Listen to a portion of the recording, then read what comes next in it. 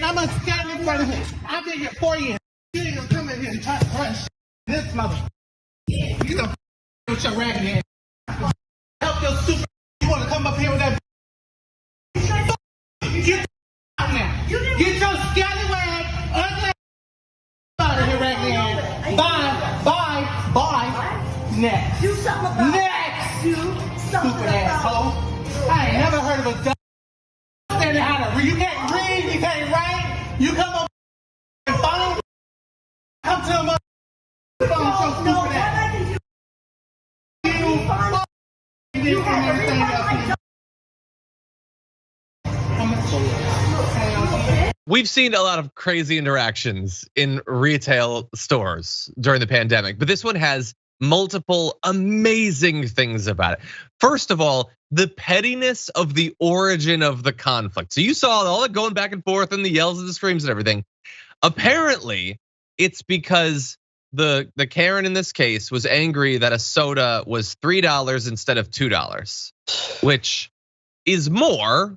I checked the math, but I cannot conceive of getting into a screaming match in a 7-Eleven because a soda was more expensive than I thought it was. The second most amazing thing is I think Scallywag is back. Yep. Hashtag Scallywag, hot Scallywag summer. We've launched into it. I think that Biden becoming president, it's had a lot of bad effects, but I think the old timey expressions coming back has been a good thing. So I like Scallywag being there. I love the dynamic vocabulary of the 7-Eleven attendant to throw that out there. There is one more amazing fact about this, but first, Francesca, what do you make of it?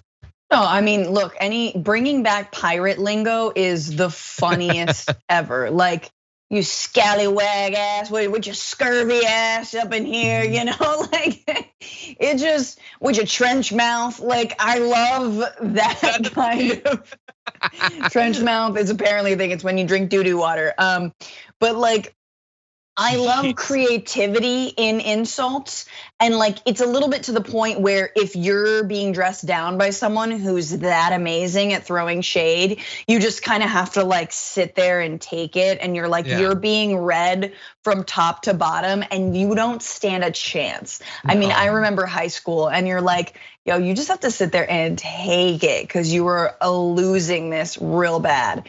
But it's amazing that some of the worst Karen videos we've seen have been started by such petty things. I'm gonna bring it up again. This is not a Karen video, but a man was shot in New York because the guy he was delivering food to was mad that he wasn't getting enough duck sauces. That's crazy. People are forgetting how to act and are acting crazy, and no wonder. Forget the massive amounts of profits that even someone like, a place like 7-Eleven has been making in the pandemic. Workers are tired. They're tired. So yeah, they're gonna call you a scallywag ass Karen. People have been throwing out other stuff. They're preparing for when they interact with a Karen. Raggedy ass shark snack. I like that. That's a good one. Tallywhacker. Scallywag dragon. Nice. That's a good one. Let's see, a bunch of scallywags and tallywhackers up in here. References to Jack Sparrow, I'll allow it, but only this time. Throwing around dag nabbits, calling people accursed mountebanks. I do like this. And don't forget about shenanigans and malarkey. And cracking, with your cracking ass, your Cthulhu ass face. Oh my God, references to Cthulhu, I like it. Where did that come from? Anyway, I assured you, there would be one more amazing fact after that video. The most amazing fact is that worker didn't get fired. I mean, I'm glad. I don't know the worker, but I'm inclined to be on their side in all these things. I've worked retail jobs. I would have assumed that's your going away thing. When you not only call someone a scallywag and shout at them, when you yell at them that they can't read or write, when you publicly accuse a 7-Eleven customer of being illiterate, let alone all of the other stuff, I assume that's your going away present to your coworkers. No, still working there. Look at 7-Eleven standing behind its workers. Look at this crazy, man. Like for real, bro. She want me to hit her. No, I just want you to put the refrigerator in the house. We lift that thing. We don't even have a dolly. Okay, so I thought at first that there was nothing funnier than laying under a truck to stop it from moving, but it turns out responding to questions while laying under a truck to stop it from moving is at least 50% funnier.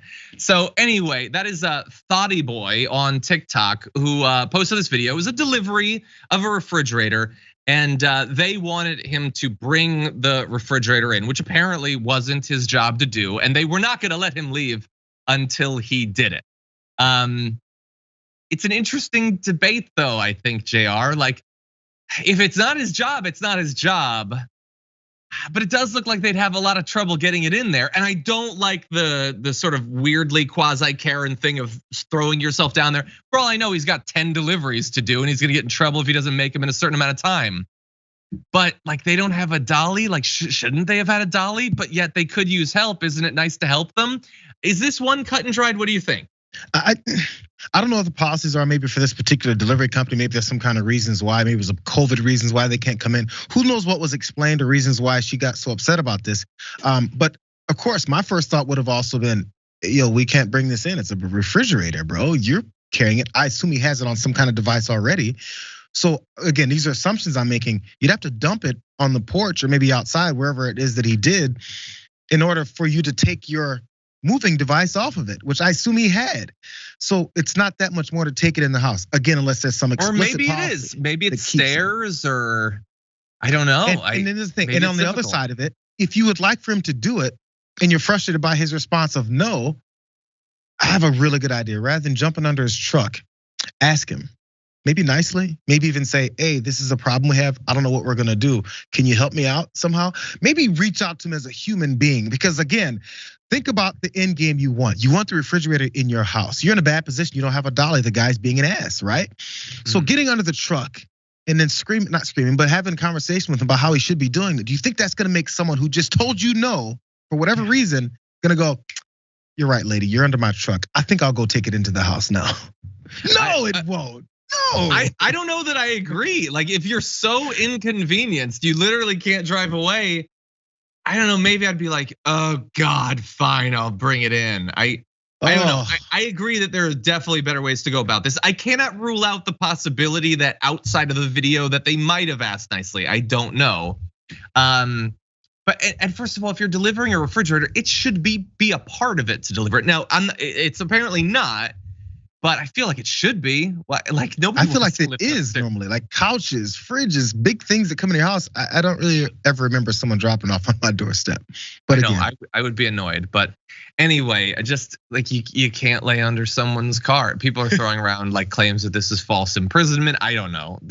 Every state handles it differently. I don't know if this would be, according to Thoughty Boy who posted the video, the woman who was laying down wasn't charged with anything.